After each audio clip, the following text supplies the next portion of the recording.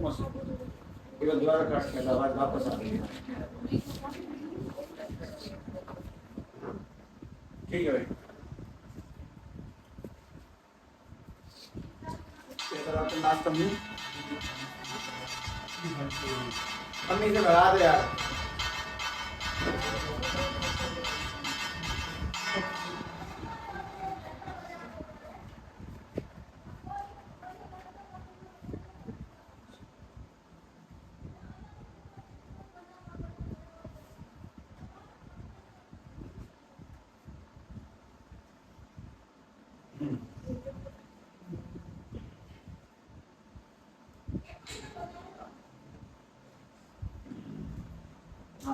ध्यान देना, हम स्पेक्ट्रल सीरीज पढ़ चुके हैं, जिन्होंने नहीं पढ़ी है वो कवर करके देखें। दो ही लेक्चर्स हैं, इसके ज्यादा नहीं है, बहुत बढ़िया सिस्टम कहानी बैठी है। अपना पहला पढ़ाव क्या था वो बताओ बस। जिस थॉमसन और हल्का फुल्का स्टेटमेंट है उनको ध्यान से सुन लें, ठीक है, तरीके से छोटी मोटी बातें हैं। सबसे पहला चैप्टर की मैप के पहले हिस्से का पहला पार्ट जे थॉमसन, ठीक है। मैं इसमें कुछ ज्यादा बकवास नहीं लिखूंगा, कोई थ्योरी नहीं बताऊंगा क्योंकि आवश्यकता नहीं है। ये बात 9वीं क्लास के बच्चों तक को आती है, तुमसे कोई नहीं पूछेगा, ऐसे ध्यान रखें, ठीक है। बात समझे। पहली बार जे थॉमसन के मॉडल का एक और नाम था, मॉडल का नाम था plum pudding model. Plum pudding model, किसी को इस बात का मतलब तो पता ही होगा जहां तक है कि प्लम पुडिंग मॉडल किसे कहते थे, कि थॉमसन के अकॉर्डिंग एटम कैसा दिखता है। इसको वाटरमेलन मॉडल भी कहते हैं, अगर याद आ जाए नया तरीका बोलकर, वाटरमेलन मॉडल, वाटरमेलन मॉडल, ठीक है। वाटरमेलन का मॉडल। तो थॉमसन के अकॉर्डिंग क्या स्टेटमेंट थे, वो स्टेटमेंट ध्यान सुन लें। जिस थॉमसन के अनुसार सीधी सीधी बात ये कि सब कोई भी जो एटम होता है ना, छोटे स्केल पर जब एटम को देखा गया, तो मान के चलो कि जो वाटरमेलन के बीज होते हैं वो तो उसके अंदर क्या पाए जाते हैं, इलेक्ट्रॉन्स की तरह, और उसमें जो लाल कलर का रस होता है उसको अपन लोग क्या मानते हैं, मतलब पॉजिटिव चार्ज और नेगेटिव चार्ज ऐसे करके फैला हुआ होता है थॉमसन के मॉडल के अकॉर्डिंग। पर ये कहानी बकवास थी क्योंकि इस कहानी से बहुत कुछ बयान नहीं हुआ। पहली बात, पॉजिटिव चार्ज नेगेटिव चार्ज एक दूसरे के पास में बिना एक दूसरे को न्यूट्रल करे रह के सकते हैं, प्लस माइनस के मिलने से कहानी जीरो हो जानी चाहिए, एटम खत्म हो जाना चाहिए, जो कि पॉसिबल नहीं है। तो थॉमसन के अकॉर्डिंग बस ये मॉडल था, डायग्राम बना, लैंग्वेज कुछ मत लिखो क्योंकि कोई रिक्वायरमेंट नहीं है, तरीका है बस आगे बढ़ने का। किताबों में लिखा जाएगा, किताब खुद को अच्छा बनाना चाहती है, हमें खुद को इतना अच्छा भी नहीं बनाना कि हम छोटी छोटी बातों को भी नापते फिर रहे हैं, बिल्कुल नहीं। सीधी सीधी बात ये कि इसके ड्रॉबैक लिखें। इनके ड्रॉबैक क्या थे, सबसे पहली बात, सबसे पहला काम का ड्रॉबैक, ये तुमने वो 9th में सुना नहीं है क्या, ये सुना है ना, का प्लम पुडिंग मॉडल था, watermelon positive charge electron proton की तरह था, नेगेटिव चार्ज बीजों की तरह था। तो ड्रॉबैक में सबसे पहली काम की बात कि वो स्टेबिलिटी ऑफ एटम साबित नहीं कर पाए थे। सबसे पहला drawback, unable to explain, unable to explain, unable to explain क्या चीज, stability of the atom, stability of atom, वो एटम की स्टेबिलिटी साबित नहीं कर पाए थे जब इलेक्ट्रॉन प्रोटॉन साथ में होंगे, तो कि how electron proton can be together, how electron and proton can be together, वो साथ में कैसे हो सकते हैं, इस बात को सबसे पहले साबित नहीं कर पाए थे। उसके बाद में बहुत सारी चीजें साबित नहीं कर पाए थे, बहुत सारी। उसमें दूसरी बात ये थी कि एटॉमिक स्पेक्ट्रल सीरीज, मतलब कि लाइमन बामन पास्टन, कौन सी लाइट आएगी, इलेक्ट्रॉन कब निकलते हैं कब जाते हैं, कौन सी लाइट पे निकलेंगे कौन सी लाइट पे नहीं निकलेंगे, कौन सी पे उतरेंगे, ये साबित नहीं कर पाए थे। तो एटॉमिक स्पेक्ट्रम भी एक्सप्लेन नहीं हुआ था, atomic spectrum is also not explained, उसको भी एक्सप्लेन नहीं कर पाए थे, सीधी सीधी बात ये, और इसीलिए उसको फेल कर दिया गया। ये मॉडल बकवास था, पर ये इस एक काम में अच्छा था कि इसने कम से कम ये कोशिश करी कि एटम कैसा दिखता है, वो सोच हमें दी कि एटम को देखने के लिए भी पढ़ाई की जा सकती है। बस ये इसका फायदा था। और जब इन्होंने मॉडल दिया, इसके बाद में लोगों ने धुआंधार मॉडल दिए, ठीक है। वो मॉडल ध्यान से देखना, उसके बाद में अगली काम की बात। इसके बाद हमारे पास एक महान वैज्ञानिक आते हैं, उनका नाम था रदरफोर्ड, अर्नेस्ट रदरफोर्ड, ठीक। पॉइंट नंबर 3, इसमें भी कोई तुम्हें ज्यादा नहीं फैलाऊंगा मैं, ठीक है, ध्यान रखना। अर्नेस्ट रदरफोर्ड, इन्होंने कुछ पोस्टुलेट दिए थे, लेकिन रदरफोर्ड मॉडल, सबसे पहली बात, इसमें 3-4 बातें ध्यान से लिख लें। पहली बात तो ये कि एक्सपेरिमेंट किया गया था, वो एक्सपेरिमेंट क्या था, एक्सपेरिमेंट के दौरान हुए कौन से ऑब्जर्वेशंस देखे गए थे, ऑब्जर्वेशन से क्या क्या कंक्लूजन निकाला गया और उसमें फिर क्या मॉडल बनाया गया। मॉडल के बाद में सबसे मेन काम की बात ये थी कि ये ड्रॉबैक क्या थे इसके, ये फेल क्यों हो गया, ठीक है। तो वो हम सभी को थोड़ा तेजी से देख लें, क्योंकि तुम इस बात को बिल्कुल दिमाग में सेट रखो। ये तुम लोगों ने 9th में पढ़ा, तुमने ये 11th में भी पढ़ा होगा, ये तुम 12th में पढ़ रहे हो। 12th में इसकी वैल्यू है 0, नील बटे सन्नाटा, कुछ नहीं। बस हमें तरीके से बढ़ना होता है, इसीलिए कहानी तुम्हारे सामने रिप्रेजेंट की जा रही है। एक्सपेरिमेंट क्या था वो सुनो। एक्सपेरिमेंट करने से पहले, एक्सपेरिमेंट जिन लोगों ने किया था उनका नाम था गाइगर। इस एक्सपेरिमेंट का नाम था Geiger and मार्टसन experiment, Geiger and मार्टसन experiment. और जिसको हम लोग एक बहुत फेमस नाम से जानते हैं, कॉल्ड गोल्ड फॉयल एक्सपेरिमेंट, इसी को कहते हैं वो गोल्ड फॉयल एक्सपेरिमेंट, ठीक है। ऑल्सो कॉल्ड लिख देता हूँ, गोल्ड फॉयल एक्सपेरिमेंट। अब वो गोल्ड फॉयल एक्सपेरिमेंट क्या था, उसका बेसिक एलिमेंट्री आइडिया ध्यान से देखें, सुने समझे, और फिर उसको आगे बढ़ाते हैं। गोल्ड फॉयल एक्सपेरिमेंट, ये एक्सपेरिमेंट क्या था, एक्सपेरिमेंट से क्या ऑब्जर्वेशंस निकली थी, मतलब क्या देखा गया उसके दौरान, उसको देखते हुए क्या मॉडल सुझाया गया, फिर मॉडल फेल क्यों हो गया, उसके बाद में फिर बोर्ड क्यों आया, बोर्ड ने क्या ऐसा बताया जो रदरफोर्ड वाले मॉडल में नहीं था। पहली बात, एक्सपेरिमेंट इन लोगों ने किया था और उसमें नियम इन भाई साहब ने दिए थे, ध्यान रखें इस चीज को, ठीक है। मतलब इनकी पढ़ाई को उन्होंने बस प्रैक्टिकली थोड़ा सा आगे बढ़ा दिया, इसीलिए ये मॉडल इनके नाम से आना जाता है, एक्सपेरिमेंट करने वालों के नाम से नहीं जाना जाता, ध्यान रखें, ठीक है। ध्यान से बात सुनो, एक्सपेरिमेंट क्या था, मैं एक्सपेरिमेंट कर रहा हूं, लिख दें। सबसे पहला टॉपिक यही लिख दें कि एक्सपेरिमेंट किस तरीके से किया गया। एक्सपेरिमेंट करने के लिए तुम लोगों को बनाना पड़ेगा एक छोटा सा अच्छा सा डायग्राम, गोल्ड फॉयल वाला। नहीं है, एक्सपेरिमेंट करते हैं, मैं बताता हूं। देखें यहाँ पे लीड बॉक्स थी, लीड बॉक्स में भरे होते हैं अल्फा पार्टिकल। मैंने तुम्हें वैसे काम दिया था, तुमने बिल्कुल नहीं करा होगा, बहुतों की किताबें धूल लगने के बाद आज खुली होंगी 5 दिन बाद, क्योंकि समय नहीं मिला होगा पटाखों में।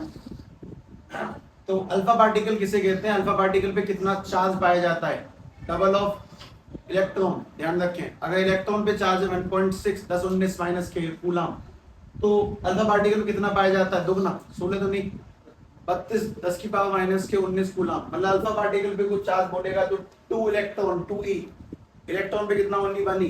खैर, अल्फा पार्टिकल के बाद में इसमें सामने रखी गई थी गोल्ड की फॉइल, और गोल्ड की फॉइल के साथ साथ ये गोल्ड की फॉइल, और यहाँ पे लगी हुई थी जिंक सल्फाइड की एक स्क्रीन, पीछे पूरी गोल थी, ध्यान रखना, पूरी कंप्लीटली बनाना इस तरह से, ऐसे करके गोल्ड फॉइल की स्क्रीन थी। अच्छा, ये जो थी वो जिंक सल्फाइड है, इसको भी लिख दो ध्यान से। जिंक सल्फाइड को चुनने का रीजन क्या था, अल्फा पार्टिकल ही क्यों चुने गए थे, आखिर ये गोल्ड फॉइल ही क्यों ली गई थी, इन सभी बातों के रीजन है, उन सभी को ध्यान से देखना।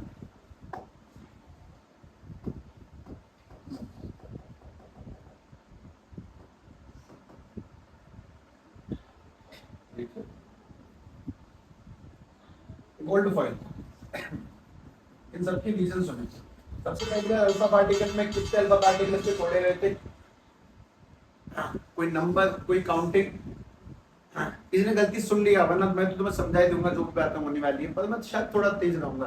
पहली बात तो लीड बॉक्स क्यों लिया गया था वो सुनो। लीड बॉक्स सबसे पहले अल्फा पार्टिकल्स को कंट्रोल करके रखता है, उन्हें एक सिंगल डायरेक्शन में उनकी रेडिएशन को एब्जॉर्ब कर सकता है, उनकी एनर्जी को सोख सकता है, लीड बॉक्स होने का मेन रीजन, ठीक है। लीड बॉक्स सबसे पहली बात, in short, it can control the direction and flow of alpha particle, the direction and flow of alpha particles, सीधी बात नहीं, flow of alpha particles without absorbing or reacting with their energy।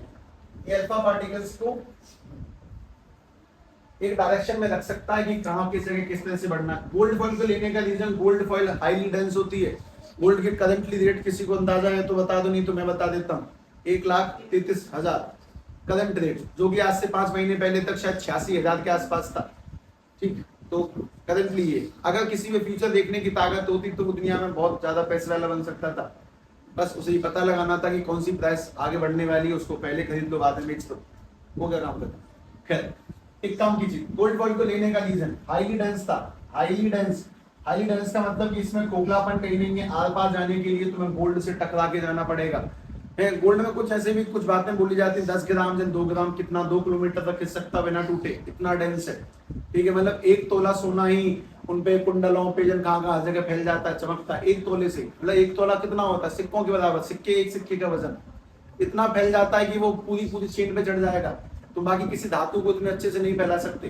तो highly dense है, यानी कि इसमें particles बीच में बिल्कुल भी स्पेस नहीं होता, अच्छे से क्लोजली पैक होते हैं। हाई डेंस यानी क्लोजली पैक, और अगर कोई भी चीज को फेंक के मारी जाएगी तो इस बात की संभावना बहुत कम है कि वो बिना टकराए निकल जाए।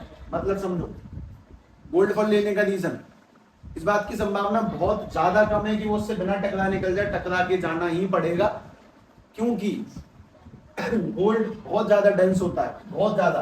तो अपने पास में यहाँ पर गोल्ड की फॉइल चुनने का रीजन हाईली डेंस था, अल्फा पार्टिकल को भेजेंगे तो बहुत रियल चांसेस है कि वो बिना टकराए निकले।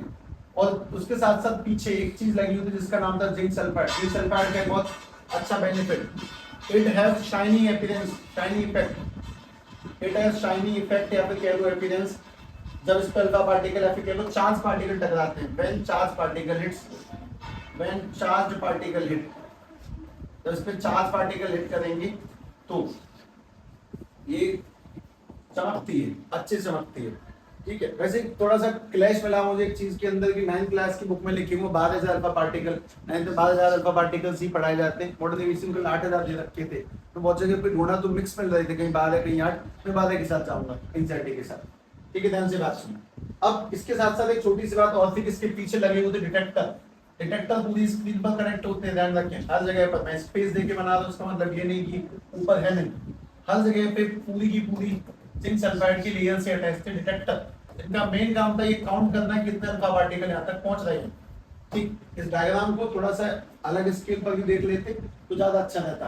खैर ऐसा कोई संकल्प नहीं है कि मैं स्केल को अभी के अभी निपटा दूंगा, जितना हो जाए उतना ठीक, पर थोड़ा सा गति में रखना है, क्योंकि जिन चीजों की इंपोर्टेंस कम है उनको बस पढ़ना सफिशिएंट है, ज्यादा मूड मारना सही नहीं है, वाकई में सही नहीं है। खैर मैं तुम्हें सीधी सीधी बातें डायरेक्टली समझाता। यहाँ से 12,000 अल्फा पार्टिकल छोड़े गए, 12,000, और हम 12 भी नहीं बनाएंगे, बहुत सारे अल्फा पार्टिकल छोड़े गए, वो इसके अंदर गए। अब एक बहुत सीधी सीधी बात इसमें क्या घटित हुई थी कि 12,000 में से ऑलमोस्ट ऑल गोज डायरेक्टली सीधे सीधे पहुंच गए थे, वो बिना डेविएट हुए। हमने जितने अल्फा पार्टिकल इसमें से भेजे थे उनमें से सारे के सारे सीधे पहुंचे, पीछे की ओर पहुंचे, डायरेक्टली सीधे निकल गए। कुछ एक आध दो कुछ टेढ़े मेढ़े एंगल पे निकल के गए थे, एक आध दो कहीं और गए थे, लेकिन मैक्सिमम जो थे वो सीधे निकल गए, सीधे गए थे। एक आध टेढ़ा मेढ़ा एंगल पे गया, और उसके साथ साथ ओनली एक ऐसा था जो उसमें 180 डिग्री के एंगल पर बाउंस बैक हुआ। तो ऑब्जर्वेशन के अकॉर्डिंग मैं तुम्हें सीधी सीधी बातें बोलता हूँ, 12,000 में से 11,000 सीधे निकले, ऐसे समझे।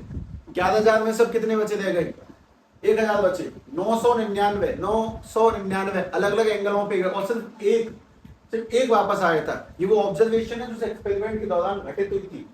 अच्छा, इसी ऑब्जर्वेशन को ध्यान से लिखेंगे। एक्सपेरिमेंट क्या था कि अल्फा पार्टिकल्स, एक्सपेरिमेंट को एक एरो लगा के नीचे लिखना, alpha particles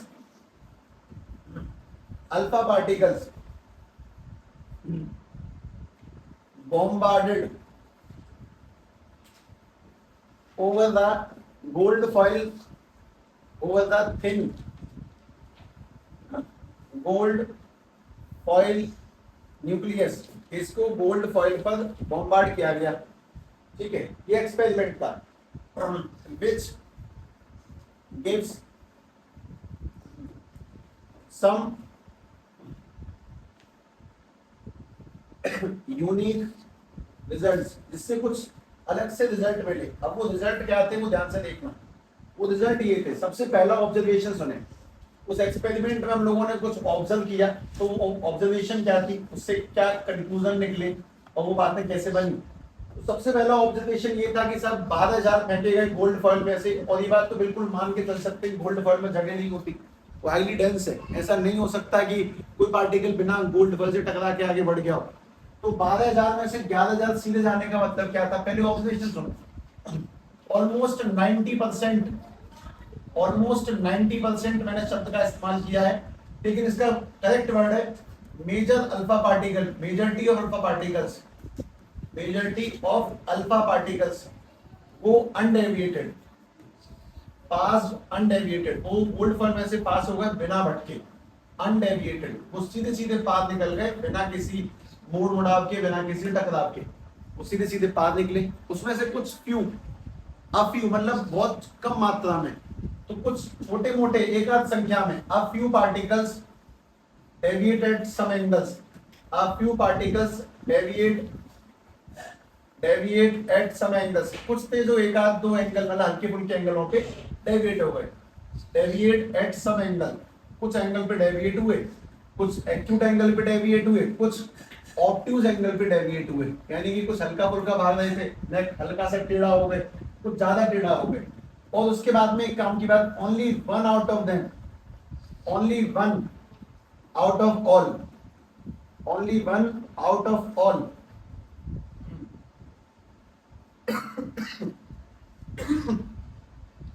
came back at an angle of 180 degree, at an angle of 180 degree।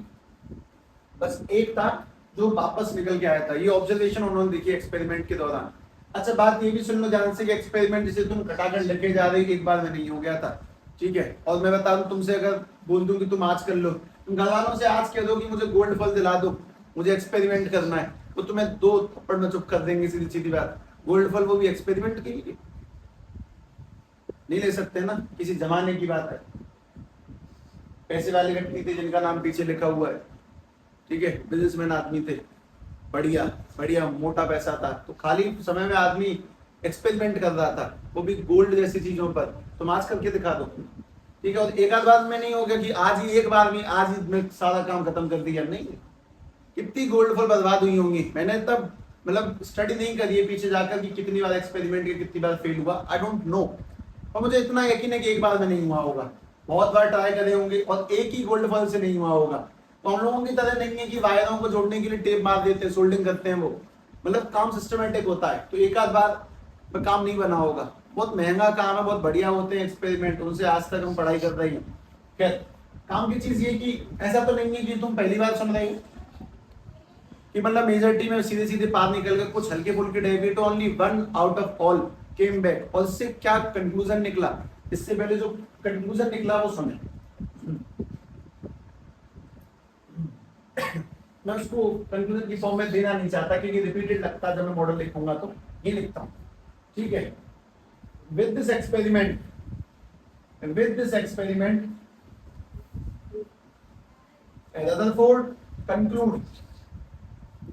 Rutherford conclude a model for the atom, उन्होंने एटम के लिए कोई मॉडल कंक्लूड किया। और वो मॉडल क्या था, मॉडल सुनो। उन्होंने कुछ बात सोची, ठीक है, लेकिन एक बात सबसे मेन, इस एक्सपेरिमेंट ने दुनिया को शॉक कर दिया। उसका रीजन तुम्हें नहीं पता होगा, तुम्हें कोई शॉक थोड़ी लगा, तुमने बस जैसा देखा वैसा टिक लिया। दुनिया शॉक क्यों हो गई, जब वो 180 डिग्री वापस आए ना, दुनिया के होश उड़ गए, क्योंकि अगले चैप्टर का नाम ही न्यूक्लियस है। होश इसीलिए उड़ गए कि ये कुछ ऐसा था कि हमने एक 315 ही होती है शायद, वो कट्टे का नंबर 315 होता, 315 गोली का नंबर होता है बंदूक की, मैं नहीं बताता हूँ, पीतल का वो होता है उसका केस, कार्ट्रिज। वो ऐसा कहते हैं कि किसी आदमी पे चला देना खत्म है, इतना खतरनाक होता है वो, इतना मतलब सॉलिड घूमते हुए जाता है, अंदर से हल्का सा छेद करेगा, पीछे निकलेगा तो खोल देगा बॉडी को, ठीक है। क्योंकि मेला मूवी नहीं चल रही है, भाई हो भाई उठ क्या जाएगा, खतरनाक होती है। और बंदूक की गोली खतरनाक चीज होती है, 315 बहुत हैवी कट्टा होता है। ये दुनिया शॉक क्यों हो गई थी, दुनिया शॉक इसीलिए होगी कागज के पन्ने पर, ऐसा मान लो कि कागज का पन्ना, इस कागज पे क्यों बंदूक की राइफल से फायर कर दे और बंदूक की गोली टकरा के वापस आ जाए। अब ज्ञानी लोगों के लिए अल्फा पार्टिकल एक 15 इंच की बुलेट है, ज्ञानी लोगों के लिए, और गोल्ड फॉल एक पेपर है। और जब बंदूक की गोली गोल्ड फॉल से टकरा के वापस आई, उनके होश उड़ गए। तुम्हारे होश उड़ेंगे बंदूक को कागज की सुन के, सब गोली गई और कागज से टकरा के वापस हो गई, ऐसा तो हो ही नहीं सकता, पर ऐसा हुआ। यही एक्सपेरिमेंट, ये 180 हम जब भी बोलते हैं ना वापस आ गया, तुम लिख लेते हो 180 वापस आ गया। तो इस बात को डीपनेस में सोचना पड़ेगा कि 180 वापस होने का मतलब ये लिख रही हो कि तुम गोली कागज से टकरा के लौट आई, इसका मतलब ये है, इतनी डीप बात है। अल्फा पार्टिकल इतना हैवी होने के बावजूद भी उससे टकरा के वापस आ गया, तो पक्की बात है बीच में कुछ ना कुछ बहुत ज्यादा हाईली डेंस सॉलिड है। बीच में एक चीज है जो जिसकी डेंसिटी बहुत ज्यादा है, बहुत हाई फाई डेंसिटी है उसके बीच में, और वो डेंसिटी तुम अगले चैप्टर में ड्राइव करोगे, उसका फॉर्मूला निकल के आएगा। तो वो डेंसिटी में लिखूंगा जिस वक्त 10 की पावर चढ़ाऊंगा उसके ऊपर 10 की पावर, तब तुम्हें अंदाजा लगे वो पावर कितनी हैवी है उसकी। क्या एक काम की बात ये कि हमने एक्सपेरिमेंट देखा, ऑब्जर्वेशन देखे, उस ऑब्जर्वेशन की गहराई समझो। अल्फा पार्टिकल का टकरा के वापस आना कोई मजाक नहीं था, उस बात को समझो। मतलब वो कुछ ऐसा होगा कि किसने तुम पे गोली चलाई, तुमने दांतों से गोली पकड़ ली, इतनी इतनी हैवी बात है। उसका सबसे सही एग्जांपल एनसीईआरटी की बुक में लिखा हुआ है, 9th क्लास की बुक में लिखा है, और उसमें साफ लिखा है, it is similar to like a 15-inch bullet is strike over the paper and it bounce back. ऐसे ही लिखा है, मैं को अपने मन से नहीं बना रहा हूँ, डिट्टो ही लिखा हुआ है। लेकिन इन सारी बातों को देखते हुए फिर अपने पास में एक चीज निकल के आई जिसको हम लोग कहते हैं मॉडल। ठीक है, तो ध्यान से देखना मॉडल। उन्होंने मॉडल दिया, हालांकि इसमें ऑब्जर्वेशन के बाद में कंक्लूजन लिखा जाता है, पर नहीं, मॉडल सुनो। सबसे पहली बात, मॉडल क्या दिया गया कि एटम ऑलमोस्ट एम्प्टी है। जैसे हमारा सोलर सिस्टम एम्प्टी है, हमारे सोलर सिस्टम का जितना हिस्सा, जैसे कि अगर एरोप्लेन की स्पीड से यहां से, एरोप्लेन की एवरेज स्पीड कितनी होती है, लगभग 1000-2000 kilometre per hour average speed. Aeroplane की स्पीड से अगर यहां से चले, वैसे तो स्पेस में एरोप्लेन चलेगा नहीं, वो एयर से चलता है, रॉकेट चल जाएगा, लेकिन तो यहां से आखिरी प्लेनेट कौन सा है, 585 साल लगेंगे वहां पहुंचने में, 585। ये बहुत बड़ा नंबर है, सुन के अंदाजा लग गया होगा। अब बात ये कि एटम ठीक ऐसे काम करता है, सन यहाँ पे, मरकरी, वीनस, अर्थ, उसके बाद में मार्स कहां पे जाके मिलेगा, मार्स ऐसा मान लो कि नहर है जो अपनी, फिर जुपिटर कहां जाके मिलेगा, सब अजीजपुर, यूरेनस कहां जाके मिलेगा, फिर दौताना, गुआरी, साता, और यहाँ पे सन है। तो पूरा हिस्सा खाली है। मतलब एटम में अगर तुम सोलर सिस्टम में देखोगे तो सबसे ज्यादा वजनी चीज कौन सी है, सन। तुम्हें सन का अंदाजा कितना भारी है सन, शायद कभी पूछा नहीं, तो पूछ लेता हूं। सोचो कि अपने पास में सन एक तरफ है, एक तरफ सन है, बाकी सारे planet Mercury, Venus, Earth, Mars, Jupiter, Saturn, Uranus, Neptune. जब मैं किसी बच्चे से प्लेनेटों के नाम पूछता हूं, मुझे नहीं बताता, मेरा इतना खून खोलता है जैसे मार डालूं सभी कभी। सारे प्लेनेट एक तरफ, सारे एस्ट्रॉइड, सारे मीटियोर, जितने भी मून है सब एक तरफ, अकेला सन एक तरफ। कितना परसेंटेज है सन उनका, अकेले सन में कितना परसेंट वजन है, बाकी सभी ग्रहों में, सारे मून्स में, सारे एस्ट्रॉइड में, सब में कितना वजन है, कितने परसेंटेज। उसका सही जवाब अकेला सन कैरी करता है 99% ऑफ द सोलर सिस्टम मास, अकेले सन में। और सारे प्लेनेटों में, जुपिटर सब में मिला के ओनली 1% से भी कम है, 1% से भी कम है। सेम एटम के साथ है। हमारा जो एटम है उसमें न्यूक्लियस मेन जगह पे और पूरा एटम खाली है। तो मॉडल का सबसे पहला स्टेटमेंट यही था।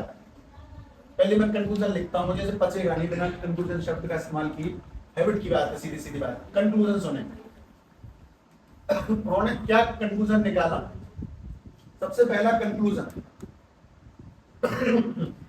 एटम इज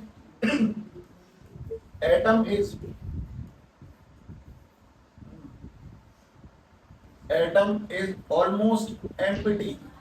एटम संपूर्ण रूप से खाली है। ठीक है, ध्यान रखें, ऑलमोस्ट पूरा का पूरा खाली है। उसके बाद में एटम का पूरा मास एक जगह पे लाई करता है, सेंटर में। Whole mass of the atom lie at one point, ध्यान रखना। ठीक है, होल मास ऑफ एटम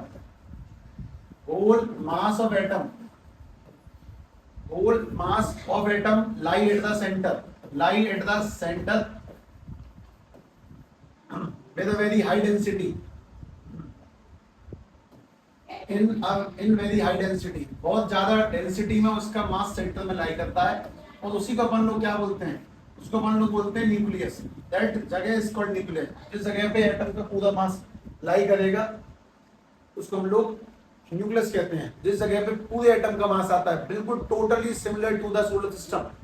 इस बात को सुन के थोड़ा शॉक लगा मुझे कि अगर हम सोलर सिस्टम को कंपेयर करते हैं एटम से तो टोटली सेम है। कहीं ऐसा तो नहीं एटम के अंदर भी कोई ब्रह्मांड, may be it is possible. कोई जवाब नहीं है इसका। क्या पता सोलर सिस्टम किसी के अंदर एटम, तो ईश्वर के अंदर एक पनपता हुआ एटम हो सकता है solar system, I don't have any idea. इसे कपड़े तो पहना दो कम से कम, बाकी सब तो ठीक है। हाँ हाँ हाँ भाई, अगली काम की चीज कि सबसे पहली बात एटम पूरा खाली है, दूसरा एटम का सादा मास कहां पर है, सेंटर में। उस सेंटर पॉइंट को क्या बोलते हैं, न्यूक्लियस, और वो बहुत ज्यादा डेंस है। उस डेंसिटी का अंदाज तुम इस बात से लगाओ कि अल्फा पार्टिकल टकरा के वापस आ गया। अब खुद बताओ ये खालीपन किससे पता चला, खालीपन किससे पता चला, क्योंकि सादे आर पार निकल गए। ये हाईली डेंस है, किससे पता चला, उसका टकरा के वापस आना। एक बात और लिखता हूं, एक बात ये कि उसमें पहला था कि सब खाली है, दूसरा कि सेंटर में कुछ है भी, इसका नाम न्यूक्लियस है। तीसरी बात, electrons are revolving, electrons are revolving, electrons are revolving around the nucleus. Electron जो है वो न्यूक्लियस के अराउंड घूम रही है, अराउंड द न्यूक्लियस। ये किससे पता चला, इसमें तो ऐसा कुछ भी नहीं था एक्सपेरिमेंट में। ये घूमने की बात किसने कह दी, घूमने की बात कहने के लिए अपने पास में रीजन था जिंक सल्फाइड। जिंक सल्फाइड पे जब अल्फा पार्टिकल जा रहे थे लगातार वो शाइन कर रही थी, ग्लिटरिंग शाइन थी। ग्लिटरिंग का मतलब एक तो होता है ग्लो, एक होती है टिमटिमाहट।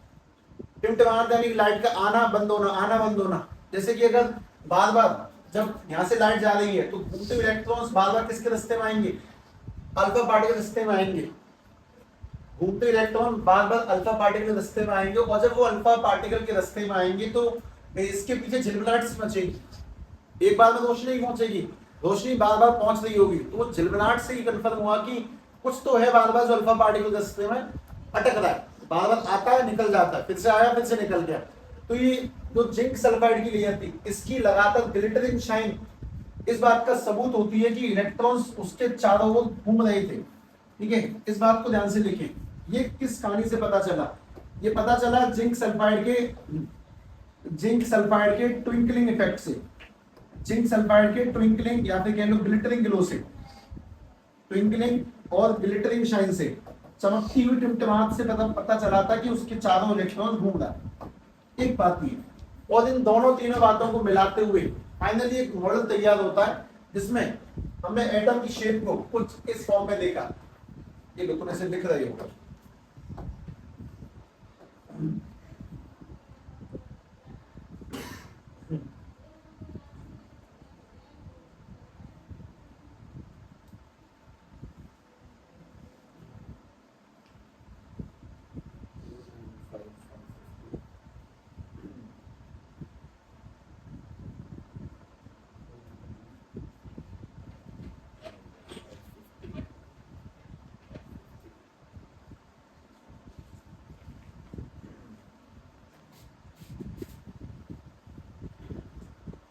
लक्की को टाइमिंग ड्यू 640, ऋषभ को 550। हाँ भाई ध्यान से बात सुने। वो मॉडल क्या था, मॉडल सुनना। ये सारी बातें कंफर्म करते हुए मॉडल ये दिया गया। मॉडल के अकॉर्डिंग सेंटर में था nucleus, centre nucleus heavily dense, सारा मास इसके अंदर है, just similar to what solar system की तरह। और इसके चारों घूम रहा है इलेक्ट्रॉन, ध्यान रखें ऐसे करके। मैंने रिंग्स नहीं बनाई है, स्पाइरल बनाई है, स्पाइरल की फॉर्मेट में ही बनाए। ठीक है, इस चीज को लिखें। लिखने के बाद में काम के बाद निकल के आती है इसकी ड्रॉबैक्स। क्या कि इतना बताने के बावजूद भी इसका क्या ड्रॉबैक था। पहली बात तो मैं तुम्हें एक साफ स्पष्ट बात बताता हूँ कि मेरी नजर में ये ड्रॉबैक कोई ड्रॉबैक नहीं है।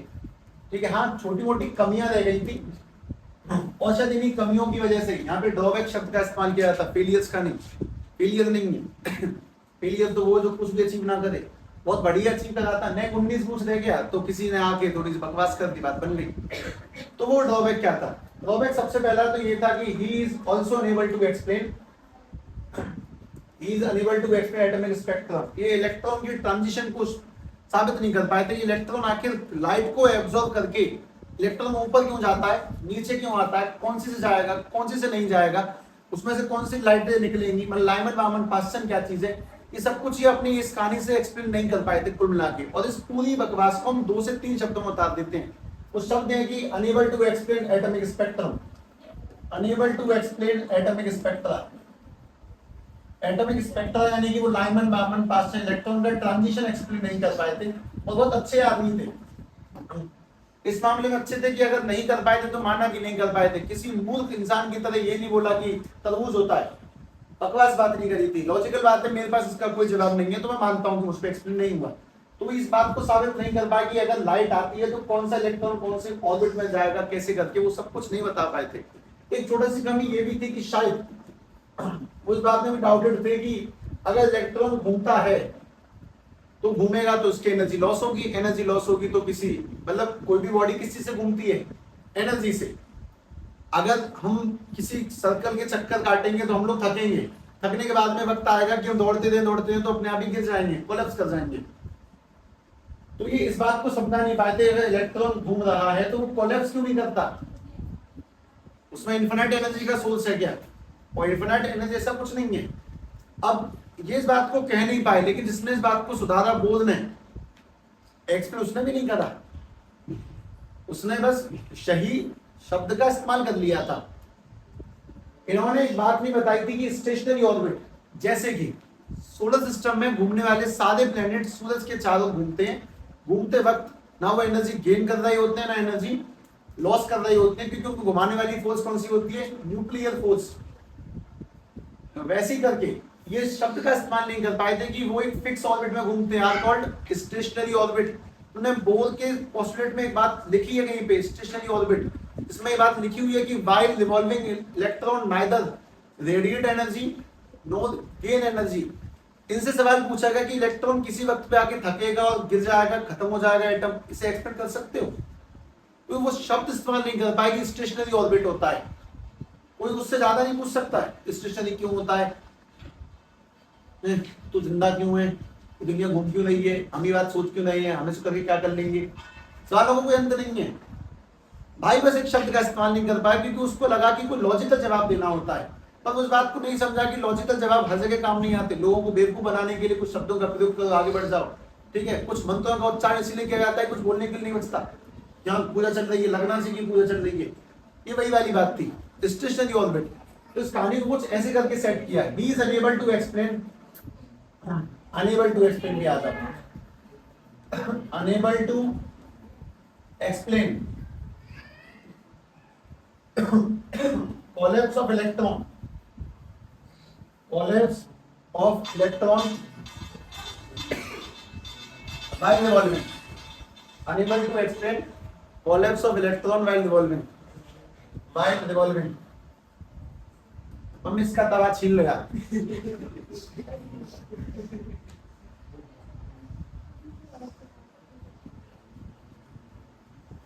मतलब पेशेंस की कोई लिमिट होती है, ठीक है। मतलब इलेक्ट्रॉन का कोलैप्स एक्सप्लेन नहीं कर पाएगी, कोलैप्स करेगा तो क्यों करेगा, किस कारण से करेगा, कैसे करेगा, मतलब वो क्या नहीं बता पा, उसको ब्रैकेट में लिख दो, ब्रैकेट में एक बार और लिख दें, ही वो लिखता लोकल लैंग्वेज में, he did not use the word, he did not use the word fixed and stationary orbit।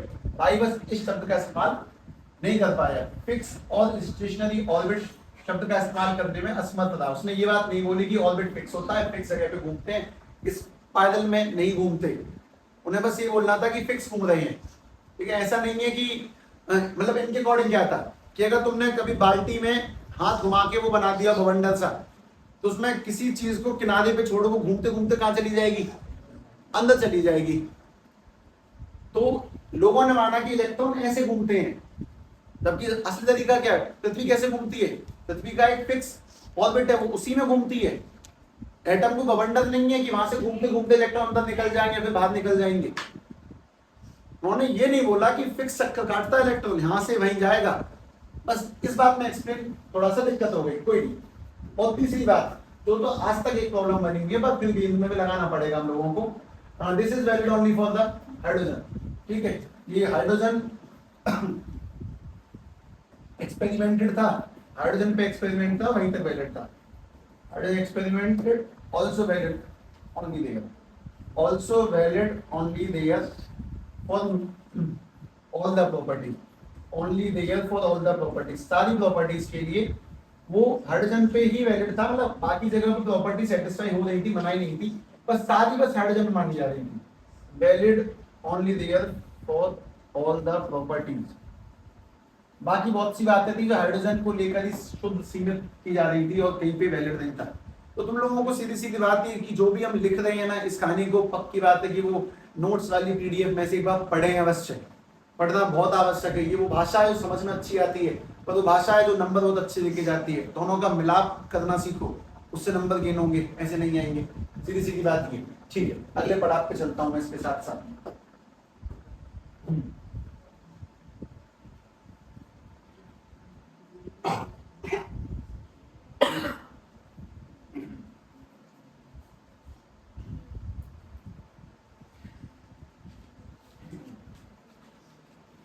और इसके बाद तो फिर वो आ ही गए थे।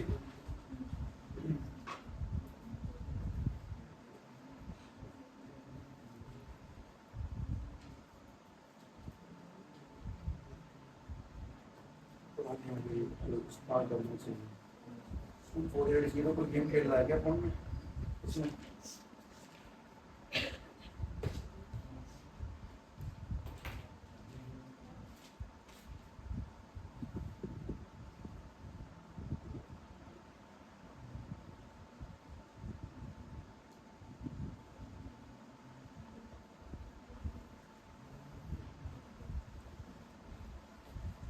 हाँ भाई, अगली बात सुने। दो बातें लिखी ना, आता है आपको। काम की क्लोजिंग स्टेटमेंट्स, दो तीन काम की क्लोजिंग स्टेटमेंट्स हैं, दो तीन। सबसे पहला जो क्लोजिंग स्टेटमेंट है वो है distance of closest approach. Distance of closest approach.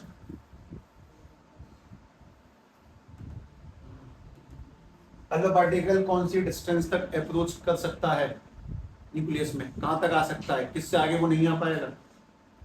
अगर पार्टिकल न्यूक्लियस में कहां तक पहुंचेगा, इसको समझाता हूं। ऐसे नहीं, हमारे पास में ये कोई एटम है, इसके पास में यहाँ पर न्यूक्लियस है, और न्यूक्लियस में कौन सा चार्ज होता है, सबको अंदाजा होगा किस चीज का, पॉजिटिव चार्ज। अच्छा, यहां से अल्फा पार्टिकल फेंके गए, ये अल्फा पार्टिकल है। अल्फा पार्टिकल में कौन सा चार्ज होता है, पॉजिटिव या नेगेटिव? Positive charge, 2e।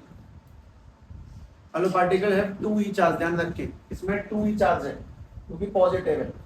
तो अल्फा पार्टिकल को इस पर फेंका जाएगा तो क्या अल्फा पार्टिकल न्यूक्लियस तक घुसी जाएगा अंदर?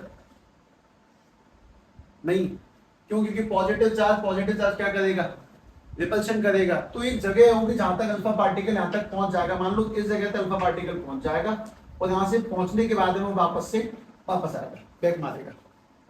ठीक है, थोड़ी मतलब क्लोज पहुंचेगा, मुझे डिस्टेंस से बनाना पड़ेगा मुझे, पर यहां से अल्फा पार्टिकल कितनी डिस्टेंस तक, मतलब यहां से आएगा और आने के बाद में इस जगह पहुंचने के बाद वो बैक मार जाएगा वापस। तो जिस डिस्टेंस से वो बैक चला जाए वो डिस्टेंस कौन सी है, क्लोजेस्ट अप्रोच। कि मैं यहां तक अप्रोच लगा सकता अल्फा पार्टिकल मेरा, अल्फा पार्टिकल को जो फेंकेंगे तो इस जगह तक पहुंच सकता है और इससे आगे तक पहुंच नहीं पाएगा। सीधी सीधी बात ये। तो ये डिस्टेंस बताओ कितनी होगी जहां तक वो पहुंच सकता है। अब तुम्हें लगता होगा कितना कठिन काम है, लेकिन बहुत आसान चीज है। पहली बात तुम मुझे ये बताओ कि जब अल्फा पार्टिकल चलेगा तो उसमें कौन सी एनर्जी होगी, काइनेटिक या पोटेंशियल? जब अल्फा पार्टिकल चलेगा, ये मूव कर रहा है आगे, कोई लगातार बढ़ता चला जा रहा है, तो उसमें कौन सी एनर्जी है, इसमें पाई जाती है काइनेटिक एनर्जी। और काइनेटिक एनर्जी का formula half mv²। Kinetic energy का फॉर्मूला हाफ mv²। सीधी सीधी बात है। दूसरी काम की बात, जब ये लगातार आगे बढ़ रहा होगा तो इसकी स्पीड घटेगी, मतलब घटेगी या बढ़ेगी? घटेगी, रिपल्शन की वजह से। और जब दो चार्ज के बीच में रिपल्शन क्रिएट होता है, मतलब अल्फा पार्टिकल को रिपल्शन करेगा न्यूक्लियस, तो दोनों के बीच में कौन सी फोर्स आ जाएगी, कौन सी एनर्जी आ जाएगी? Potential energy. भाई ये वाली एनर्जी काइनेटिक से ही आगे को बढ़ रहा होगा, सीधी बात है। और जब आगे बढ़ेगा तो न्यूक्लियस की पोटेंशियल एनर्जी को धक्का मारेगी। किसी को पोटेंशियल एनर्जी का फॉर्मूला आता है कि Q1 Q2 अपॉन में R स्क्वायर नहीं है, फोर्स है वो। तो अगर इस्तेमाल करेंगे तो K इंटू में, जरा Q की वैल्यू बता दो तो थोड़ा मजा आता है। इस पर कितना चार्ज है, 2e। न्यूक्लियस में कितना चार्ज है, जेड ई, जेड ई से ज्यादा आपत्ति नहीं होनी चाहिए। जेड ई हमेशा डे 1 में जेड ई पर ही मूड मारा था, तो क्यू इंटू में जेड ई और अपॉन में कितनी डिस्टेंस आ जाएगी यहाँ पर आप। अब ये बताओ कि हाफ एम बी स्क्वायर कौन सी एनर्जी है, जिस एनर्जी से ये अप्रोच कर रहा है आगे की ओर, और ये कौन सी एनर्जी जिससे ये धक्का दे रहे हैं। कब अल्फा पार्टिकल यहां आने से रुक जाएगा, जब आने वाली काइनेटिक और पीछे भेजने वाली पोटेंशियल बराबर हो जाएगी। काइनेटिक से वो आगे को बढ़ रहा है, पोटेंशियल उसको पीछे भेजना चाह रही है। अल्फा पार्टिकल कब आगे को बढ़ना बंद हो जाएगा, जब काइनेटिक को पोटेंशियल टोटल तरीके से बैलेंस कर देगी। जब आगे वाली काइनेटिक एनर्जी को यानी कि हाफ एम वी स्क्वायर को पीछे वाली पोटेंशियल एनर्जी बैलेंस कर ले, यानी के ई इंटू में जेड ई अपॉन में डी इक्वल कर लेगी 2e जेड ई अपॉन में डी, तब वो रुक जाएगा। और जब वो रुकेगा, इसको डी करना, चलो आप किया, तो ये जो डिस्टेंस है that is distance of closest approach. इस कहानी को फिर भी एक बार लिखता हूं, ध्यान से देखना। हाफ एम बी स्क्वायर के की जगह पर 1 अपॉन में 4 पाई एप्सिलॉन नॉट मल्टीप्लाई में 2 जेड ई स्क्वायर अपॉन में आर। किसी को भी ये 2 से 4 पाई एप्सिलॉन नॉट काटने की बिल्कुल नीड नहीं है, क्योंकि मुझे 1 अपॉन 4 पाई एप्सिलॉन नॉट की वैल्यू आती है। मैं 2 से काट के उसका सत्यानाश क्यों करूं, सीधी सीधी बात ये।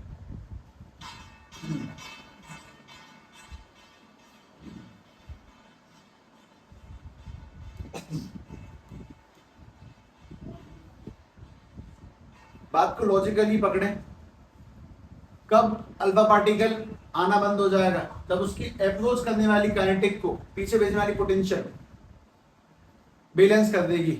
जब पोटेंशियल एनर्जी उसको रोक देगी, जब काइनेटिक को बराबर में ले आएगी, तब रुक जाएगा। और उस वक्त पे पैदा की डिस्टेंस, उस वक्त के डिस्टेंस को हम लोग क्या बोलेंगे, डिस्टेंस ऑफ क्लोजेस्ट अप्रोच, कि मैं इतना क्लोज आ सकता हूं बस। अल्फा पार्टिकल न्यूक्लियस तक कभी पहुंचेगा ही नहीं, सीधी सीधी बात ये, क्योंकि दोनों के पास क्या चार्ज है, पॉजिटिव चार्ज है। और जब पहुंचेगा नहीं, न्यूक्लियस टूटेगा। न्यूक्लियस का टूटना मतलब एटम का डिस्ट्रक्शन हो जाना। हालांकि अगले चैप्टर में तोड़ देंगे न्यूक्लियस को फिजन और फ्यूजन के अंदर।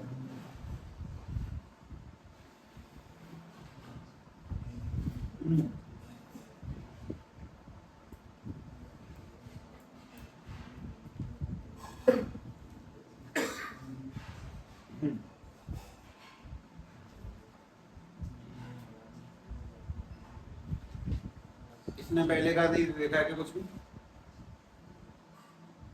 मैं तो मैंने उस दिन साफ साफ बोली।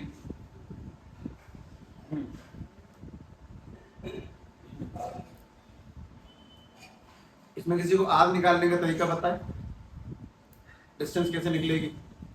उसमें ट्रांसपोज आर ऊपर, बाकी सब लोग साइड। मतलब आर निकालने के लिए मैंने आर को तो वहां भेज दिया, एम बी स्क्वायर को नीचे ले लिया, 1 अपॉन में 4 pi epsilon not 2 Z E square अपनी जगह पे, एम बी स्क्वायर नीचे आ जाएगा। कुछ और भी अभी रह गया जहां तक है, एक चीज और रह गई अभी भी, 2 रह गया अभी। ये जो नीचे वाला 2 है उसे क्रॉस में ऊपर और भेजना था, तो 2 भी भेज दिया। तो अपने पास में डिस्टेंस को कैसे आ जाएगी, 1 अपॉन में 4 पाई एप्सिलॉन नॉट 2 इंटू में 2 4 जेड ई स्क्वायर अपॉन में एम बी स्क्वायर। ये v कौन सी चीज है, वेलोसिटी। कहां पर, कुछ तो होगा अल्फा पार्टिकल की वेलोसिटी, कुछ तो होगी कहीं ना कहीं। ठीक है, 19-20 है नीड। मैं इस फॉर्मूले की शायद कभी ना पढ़े, तो मैं एक चीज की नीड पढ़ सकती है कभी भी इसकी, ये है मेन आदमी, कि कोई तुम्हें पोटेंशियल एनर्जी देकर पूछ सकता है कि बताओ इम्पैक्ट पैरामीटर नहीं, क्लोजर डिस्टेंस की वैल्यू क्या होगी। इतना बड़ा कोई नहीं खेलेगा, कि तुम लोगों ने बहुत तेजी से निकाला। बहुत छोटे छोटे टॉपिक है, तुम्हें हैवी लगते हुए तुम पहली बार पढ़ रहे इस वजह से, वरना इसी को बहुत खतरनाक स्टेटमेंट नहीं है।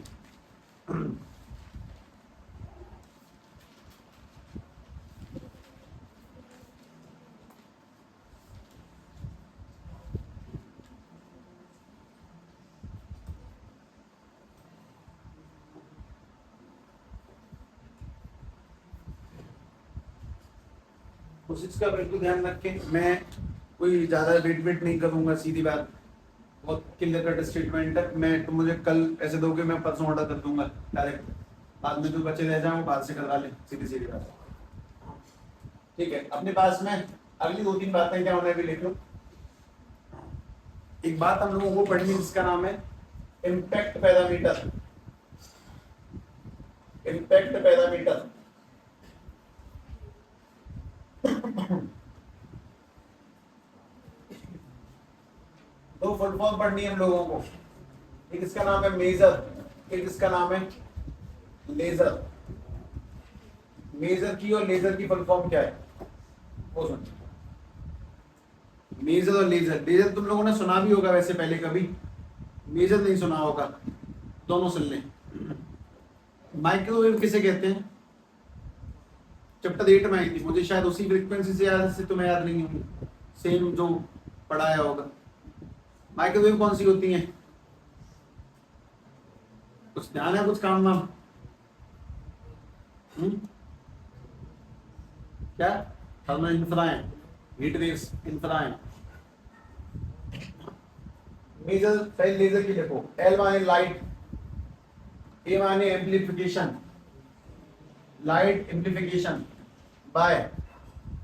लेजर लाइट क्या होती है? लेजर लाइट किसी एक सोर्स से निकलने वाले फोटॉन्स होते हैं, तो फोटॉन्स को इकट्ठा करके एक साथ देता है तो लाइट दिखती है। जैसे लाइट तो इस कमरे में अभी भी है, तो वो फोटॉन्स दिख क्यों नहीं? वही क्यों दिख रहे हैं? क्योंकि वहां पे ज्यादा फोटॉन्स हैं। फोटॉन्स तो कमरे में हर जगह पर फैले हुए हैं, पर जिस जगह से ज्यादा आती है उस जगह को बोलते हैं लेजर, जहां से ज्यादा फोटॉन्स निकलते हैं इकट्ठा एक साथ में। तो एल माने laser light amplification by, S माने स्टिमुलेटेड, स्टिमुलेटेड, ई माने इमिशन, ई माने इमिशन ऑफ रेडिएशन, मतलब रेडिएशन का एक ऐसा झुंड जहां से लाइट को उत्पन्न किया जा रहा हो उसे लेजर कहते हैं। जहां से लाइट को निकाला जा रहा हो दैट इज कॉल्ड लेजर। उसकी फुल फॉर्म है, बस ऐसे याद रखनी है, ज्यादा मूड मारने की नीड रहेंगे। कहां पे इस्तेमाल होती है लेजर? लाइट प्रोड्यूस करने में। और इस्तेमाल होगी, ये सब लेजर ही तो है, जो बल्ब तुम इस्तेमाल करते हो सब लेजर है। इन सब में एक ऐसी मशीन है जो फोटोन्स को इकट्ठा इंटेंस करके प्रोड्यूस करती है। अच्छा, मेजर में एम माने माइक्रोवेव, एम माने माइक्रोवेव, और ये सब कुछ सेम आएगा।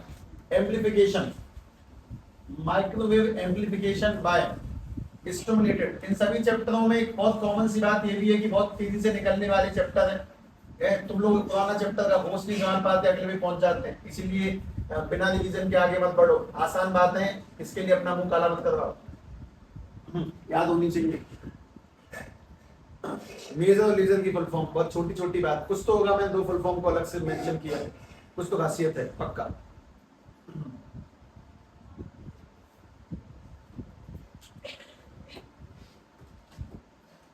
जरा फाइनल लॉक सुन लें। अब उन पे दो काम, पहला जो डेरिवेशन रेडियस एनर्जी की उनकी प्रैक्टिस करना, दूसरी बात जो स्पेक्ट्रल सीरीज वगैरह उन्हें याद करना, पहला काम। दूसरा काम जो आज का सिस्टम है उसको एक बार ध्यान से एक बार चैन से चेक कर लेना। और अंतिम मेरा काम, मैं इस कहानी में कल तुम्हें एक बात समझाऊंगा, इम्पैक्ट पैरामीटर, जो कि बहुत छोटी सी डेफिनेशन फॉर्मेट है, और ऑल द टाइम के लिए मैं तुम्हें इसमें कराने वाला हूँ न्यूमेरिकल्स, जो मेन सवाल आज तक इस कड़ी में से पूछे गए होंगे, जिनसे तुम्हें कुछ बेहतरीन चीजों का आइडिया लग जाएगा। ठीक, मंडे को हम लोग स्टार्ट करेंगे चैप्टर नंबर 13 यानी कि न्यूक्लियाई, जो कि 2 से 3 दिन के अंदर डेफिनेटली फिनिश हो जाता है, इतना वेटेज नहीं रखता वो अपने आप में, और वो तुम्हें इस पर देखने को मिलेगा अलग फॉर्मेट में पढ़ाने का, स्लाइड्स फॉर्मेट में मिलेगा। ठीक है।